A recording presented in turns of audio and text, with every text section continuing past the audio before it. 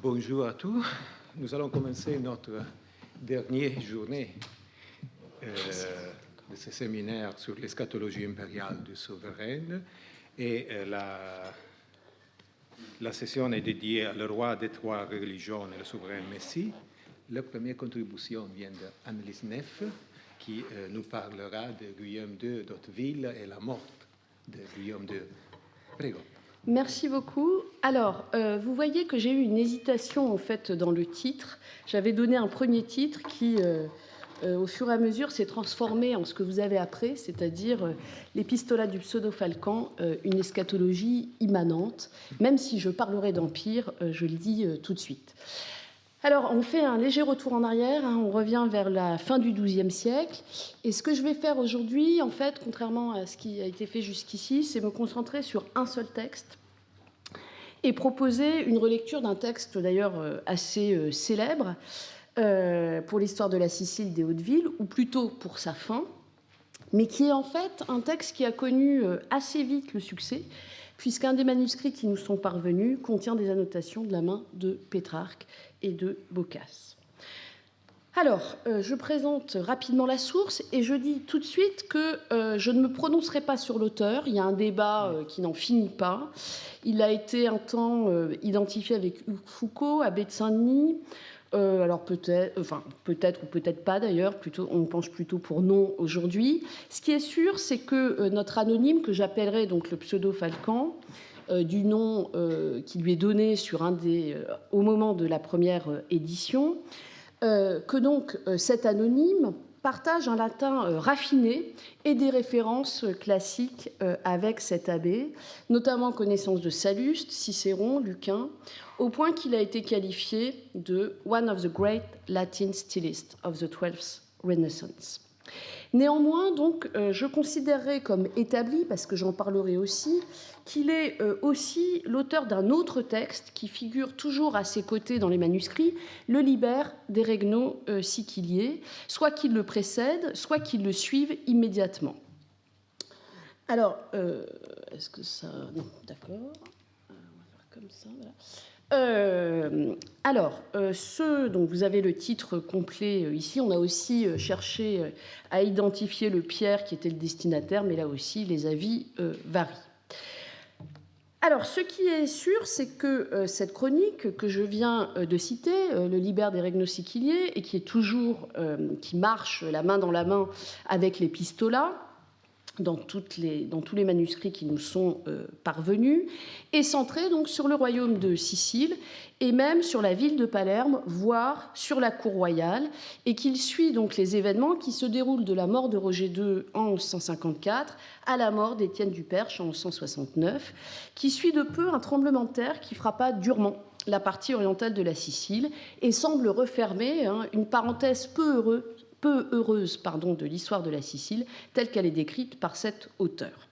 Une telle fin, en fait, ouvre la porte au règne personnel de Guillaume II, débuté en 1171, un règne célébré indirectement dans l'Epistola, dont je vous parlerai aujourd'hui, qui débute précisément sur l'annonce de la mort de Guillaume II en 1189, et donc texte sur lequel je me concentrerai essentiellement ici.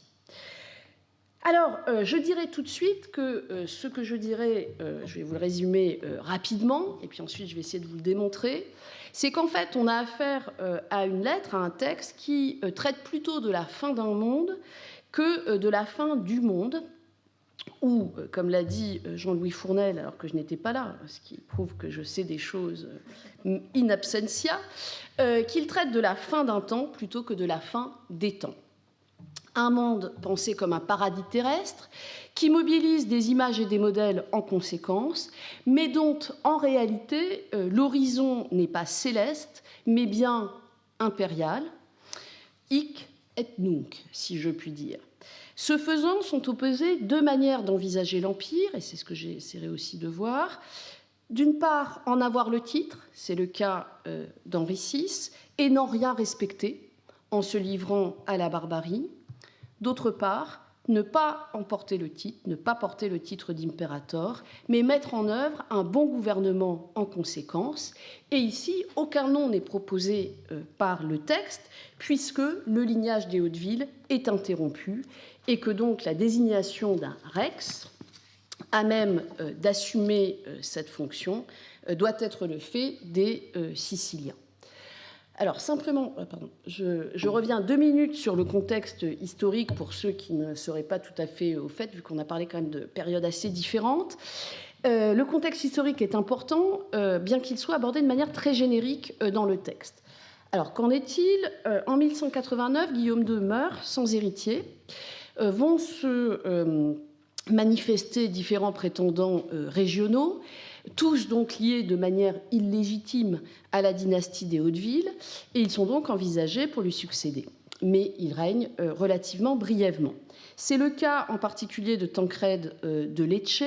Alors, le problème que pose Tancrède de Lecce, qui est un bâtard d'un fils de Roger II, c'est qu'en fait, il est identifié, et il faut avoir ça en tête pour comprendre le texte, comme un des auteurs des massacres contre les musulmans perpétrés en 1161 dans l'île.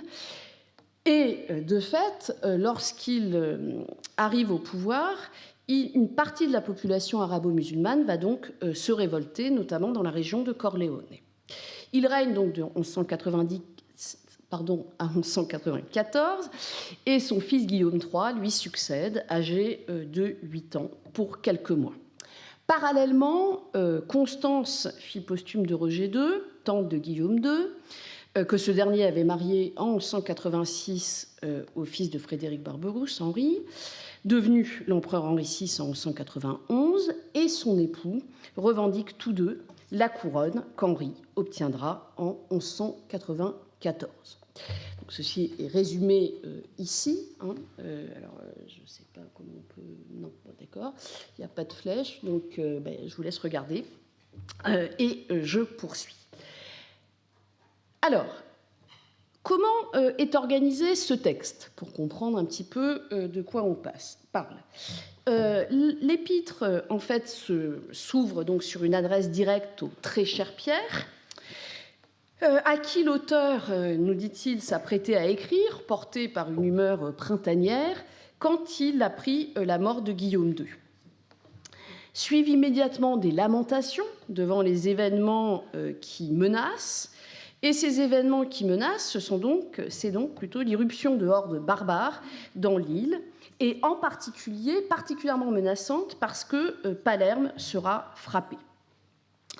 L'auteur invente alors une question imaginaire que pourrait lui poser son destinataire, et qui est un peu la clé du texte, sur les solutions envisageables. Il en voit essentiellement deux, j'y reviendrai. D'une part, l'union de tous les Siciliens pour désigner un roi qui gouverne de manière satisfaisante, ou bien le fait de se soumettre au joug des Teutoniki. L'auteur passe ensuite en revue une série de villes qui souffriront de cette guerre. Donc, je vous ai mis la liste ici, je ne la répète pas, mais la plus importante, c'est bien entendu Palerme, à la gloire unique, qui est décrite longuement avant une salutation finale. Donc, il est clair qu'ici, ce qui occupe l'essentiel du texte, c'est une sorte de laus civitatum, au moment, bien entendu, où ce genre est parfaitement important ailleurs en Italie. Ce n'est pas spécifique, évidemment, à la Sicile. La moitié du texte est consacrée à cette description de Palerme, célèbre parmi les historiens de la Sicile, mais souvent utilisée, en fait, à la fois pour ses précisions topographiques et pour son évocation de la prospérité agricole de la plaine de Palerme, désignée depuis l'époque moderne par l'expression de Cancadoro. Il nous semble que ce faisant, et nonobstant évidemment l'intérêt incontestable du texte pour ses dimensions, on passe à côté de sa portée véritable. Alors, voilà, merci. Alors, c'était pas ça que je voulais... Pourquoi bon, bref. On va faire comme ça. Alors, ce n'est certes pas la première fois que le parallèle est fait, mais souvent il est fait de manière un peu générique, parce que l'espace circumurbain des villégiatures royales des Hautes-Villes était appelé, comme vous le voyez sur cette miniature, Genoard, Viridarium Genoard, là, ici en haut. Donc c'est une miniature tirée du Liber ad honorem Augusti de Pierre d'Éboli, pardon, tout entier dédié à la gloire d'Henri VI, et qui est en fait une scène de deuil de la ville de Palerme à la mort de Guillaume II. Alors, Genoard, ça renvoie à quoi? Ça renvoie au Jannat al-Ard, littéralement le paradis de la terre, le paradis terrestre, qui est donc la désignation du paradis terrestre en arabe. Alors, c'en est même devenu une véritable tarte à la crème, et on décrit ces environs de Palerme comme un paradis de moult points de vue. Ce que prouve, ceci dit, et j'y reviendrai peut-être pour finir cette affaire, c'est que cette idée, cette représentation circulait largement et dans des camps opposés. Cette idée d'un paradis terrestre associé à Palerme. Alors, asseyons peut-être un peu plus solidement cette idée. D'abord, si on regarde comment sont évoquées les différentes villes dont j'ai parlé tout à l'heure, on trouve un certain nombre de raisons que j'ai rappelées ici. Messine est vantée pour sa capacité à résister à un endroit stratégique et pour ses hauts faits militaires. Catane, en fait, n'est pas tellement chantée, elle est plutôt plainte, si je puis dire, pour les tremblements de terre et les événements volcaniques qu'elle a dû subir. Et enfin, Syracuse est chantée, là pour le coup, d'une manière assez classique, avec une évocation de sa fondation, de sa production philosophique, de sa production poétique, mais aussi pour avoir mis fin à la tyrannie de Denis. Donc là aussi des choses assez classiques, mais qui, vous le voyez, plongent, se retournent vers un passé glorieux. Enfin, les dernières villes ne sont évoquées que de manière en passant.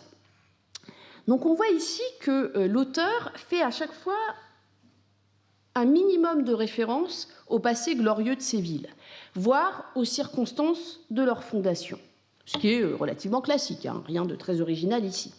Par contraste, Palerme semble figé dans une sorte d'éternel présent, et c'est pour ça que je voulais insister là-dessus, parce qu'il y a un véritable contraste.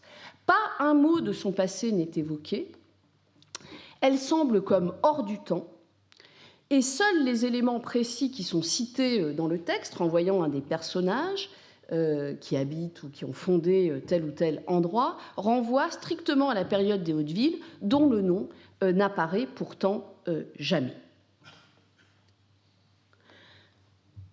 Alors, cette évocation d'un paradis, en réalité, elle est déployée, elle est déclinée à plusieurs échelles.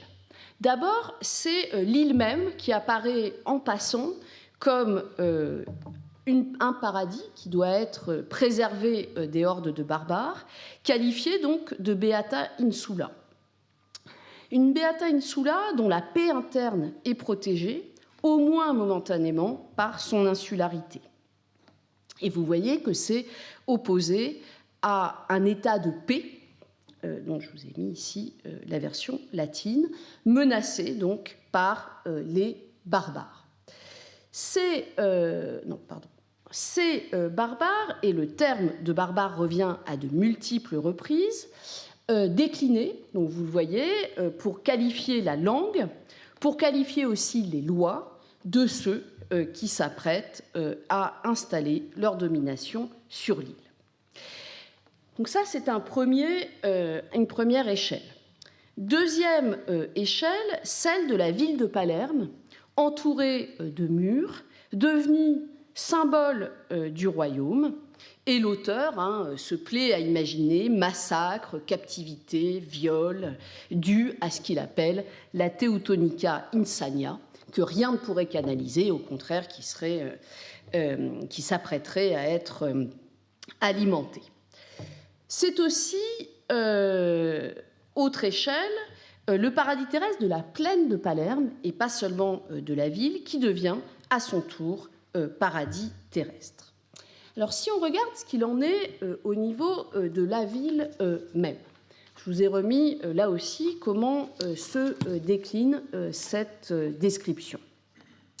Vous avez donc une première partie qui va en réalité souligner l'exceptionnalité et la perte qui s'annonce, puis une description du site, une évocation de la cité palatine acropole, puisque... alors le problème, c'est que ça serait bien que j'arrive à... Qu'est-ce qui peut se passer avec ça? Que dalle, d'accord. Bon, eh bien, écoutez, je vais vous le décrire. Là non plus, ça ne marche pas. Ah merde, c'est pas ça. Pardon. C'est pas ça que je voulais faire.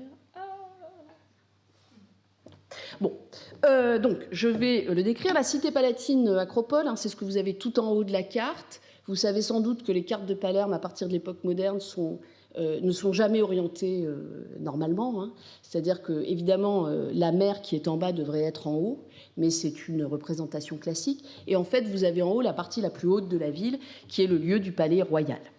Vous avez ensuite un plan de la ville tripartite, et vous voyez là donc, que vous avez la ville centrale, donc, qui est la ville antique, entourée de deux faubourgs qui sont comme deux autres villes. J'y reviendrai tout à l'heure. Et enfin, vous avez une évocation de la plaine qui l'entoure, évocation des cours d'eau, des productions agricoles, avec la déclinaison, nous dit l'auteur, de tout ce qui en fait tranche avec le nord de l'Europe. Il dit expressément, je ne citerai pas les autres productions. Je vous en ai mis ici la liste. Alors souvent, on évoque, à propos de cette description, l'ortus conclusus du Cantique des Cantiques, on insiste sur le maillon sicilien de la diffusion du motif, voire même à sa dimension islamique, au cours de développement, je dois dire, qui me paraissent personnellement assez peu clairs. On pourrait, en revanche, assez facilement se référer à la Genèse. Alors là, je l'ai mis en français dans la traduction de la Tob. Alors, pourquoi est-ce que je rappelle ce passage? C'est parce qu'en fait, il y a un certain nombre de points qui s'en rapprochent. Non pas que l'auteur évoque les trois fleuves de Palerme, ce qu'il aurait pu faire, le Kémonia, le Papiretto et l'Oreto, mais parce qu'il divise donc cette ville suivant trois rues longitudinales qui la divisent, et je vous ai mis ici le passage. D'autre part, ceci est encore renforcé par le fait que, comme le pays de Hawila, la partie palatine comprend le palais neuf, mais aussi, comme vous le voyez, à la fois un palais neuf plein de gemmes, de pierres précieuses et d'or, mais aussi une tour pisane qui contient le trésor royal, un peu de la même manière que or et pierres précieuses donc, se retrouvent dans le passage de la Genèse. Mais ceci devient, me semble-t-il, encore plus frappant si on lit le passage entre la description de la partie palatine de la ville, donc la partie supérieure, comme vous l'avez vu, et la ville tripartite qui s'étend entre l'acropole et la mer. Le palatium, en effet, est décrit de la manière suivante, c'est la phrase que vous avez tout en haut, donc comme une tête qui surmonterait le corps de la ville. Rien de très original là non plus, je vous l'accorderai, mais vous voyez que chacun des quartiers apparaît ici comme une ville en soi.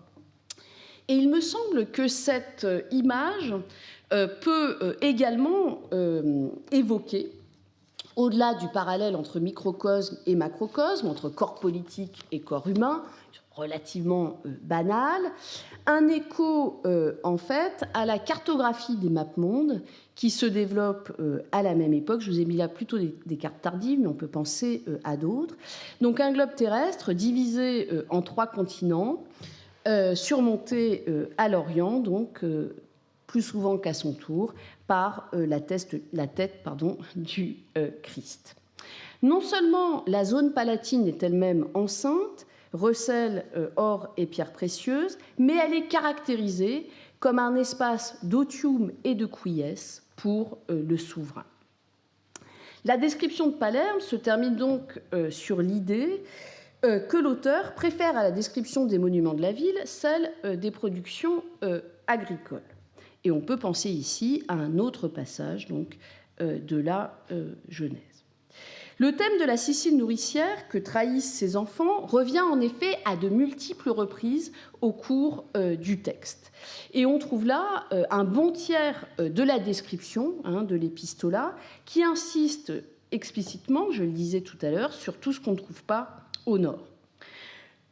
De fait, l'Orient, assimilé au paradis, est souvent aussi le lieu, dans la cartographie, de richesse et de production particulièrement merveilleuse. Par ailleurs, 2 fruits sont décrits en détail comme des organismes tripartites sans égal, la grenade et le cédrat. La grenade avec évidemment une symbolique assez claire. Et 2 autres comme fructifiant sans cesse, la figue et le cédrat, dont on trouve sur un même arbre des vers et des mûres, avec une sorte là aussi de suspension du temps. Et je passe sur l'irrigation longuement décrite. Bien entendu, on aurait beau jeu de faire de ces différents échos des références voilées ou une inspiration de modèles qui renvoient à une eschatologie assez classique, dont les éléments apparaissent d'ailleurs sur les cartes en question, les cartes que je citais, le détroit de Messine, puis les murs de Palerme, semblant bien tenir à distance les barbares de Gog et Magog, et on pourrait donc en faire une lecture assez simple. Pourtant, à lire le texte, une impression curieuse se dégage, car de fait, la dimension strictement religieuse n'est jamais soulignée. Ce qui a déjà été remarqué par d'autres historiens, pour le Liber d'Eregno Sicilier, qui évoque la fortuna, mais jamais Dieu ni sa volonté, la barbarie, mais pas les péchés, la perfection de Palerme, mais pas le paradis terrestre en toutes lettres.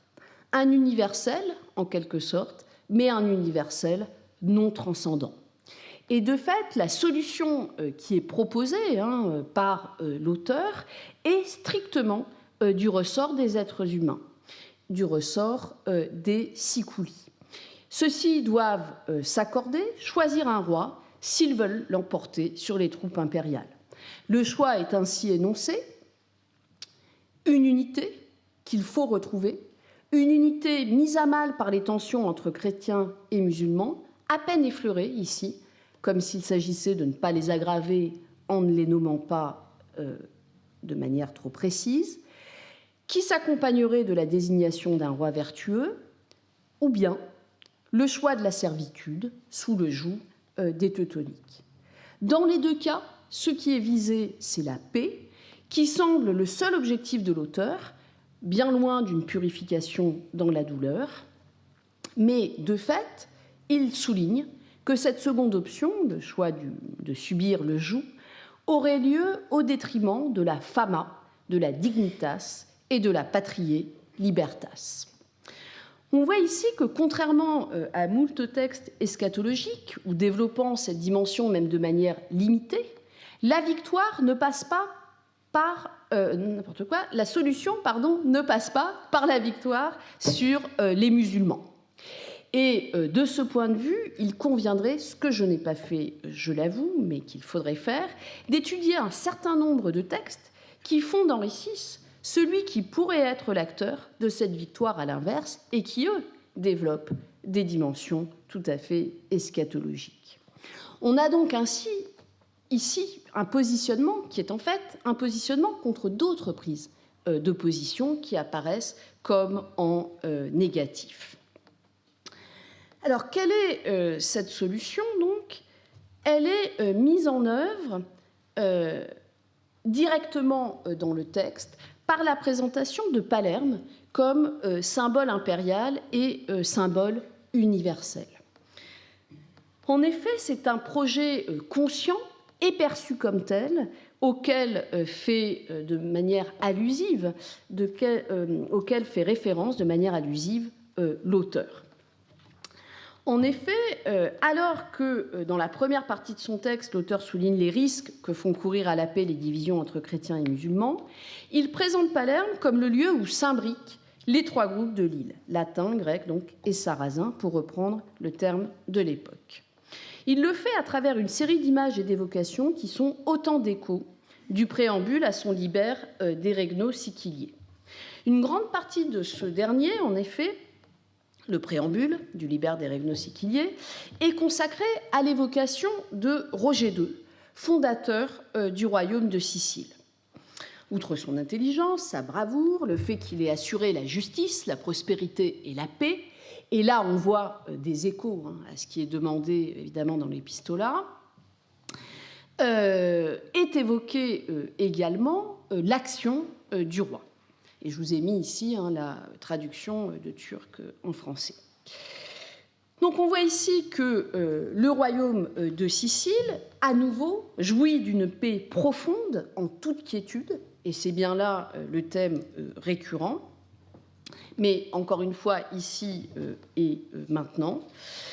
Et ceci repose en fait sur la conquête d'un certain nombre de villes d'Ifriqiya, de villes de Berbérie, qui fut certes soumise au prix d'affrontements épuisants et dangereux, mais on voit que ceci se solde en fait par la volonté d'aller chercher ailleurs les meilleures lois au prix d'enquêtes minutieuses. Donc l'idée d'une réunion au sein du royaume de Sicile, d'apports qui renvoient à une universalité impériale, qui renvoient d'ailleurs à une construction réelle, en partie des Hautes-Villes. Cette conception de l'impérialité comme une construction politique qui fait sa place à chacun dans la paix et la justice, et qui fait converger des apports multiples, se retrouve dans la description de la ville dans l'épistolat. On relèvera d'ailleurs qu'elle est aussi reprise dans le Liber Ad Honorem Augusti de Pierre Déboli, pourtant consacré à la célébration d'Henri VI. Alors, comment l'auteur opère-t-il ? Ici, donc, le Laus Civitatis se fait plus subtil. Nombre des éléments qui renvoient à la triple dimension de la population, en fait, ne peuvent être compris que par ceux qui connaissent la Sicile. D'abord, au sein de la zone palatine sont citées trois tours, la tour grecque, la tour pisane et la joaria, qui est en fait renvoie à un terme arabe dont j'ai mis, je crois, le sens... Ah non, pas du tout. Qui signifie donc pierre précieuse, jawara en arabe. Sont cités les ateliers de production de textiles de soie qui croisent les fils, comme on croiserait les groupes de la population, à 1, 2, 3 ou même 6 fils. De la chapelle palatine sont évoquées à la fois les mosaïques et le plafond de la chapelle palatine, dont on sait qu'il est recouvert de motifs islamiques. Enfin, la ville elle-même est décrite au fil des trois rues dont j'ai parlé tout à l'heure, qui l'irriguent en quelque sorte comme des cours d'eau. Et les éléments mêlent cette fois des références topographiques variées, recouvertes par les palais archiépiscopal, cathédrale, mais aussi forum des Sarrasins, cour royale et palais arabe. Il mentionne aussi des mentions des individus issus de groupes divers, Sidique le Sarrasin, le comte Sylvestre, Georges d'Antioche, le quartier des Amalfitains. Loin d'être exhaustive, cette liste est le résultat d'un choix, et d'un choix qui est bien entendu signifiant. En conclusion, donc, beaucoup est implicite dans cette épître. Henri n'est jamais qualifié d'empereur, ni même cité.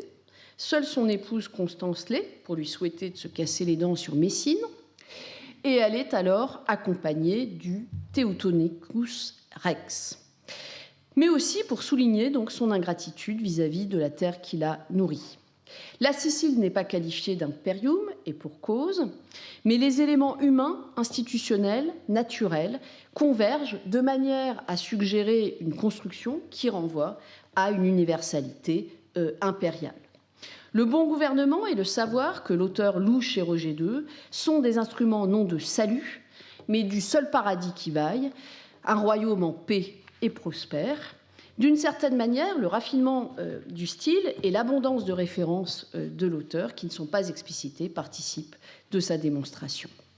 Est ainsi développée donc une eschatologie immanente de la fin d'un monde, considérée comme paradisiaque dans le sens générique du terme, mais non religieux au sens strict, et un horizon impérial, porteur de paix peut-être, précisément parce qu'il ne correspond pas au véritable impérium.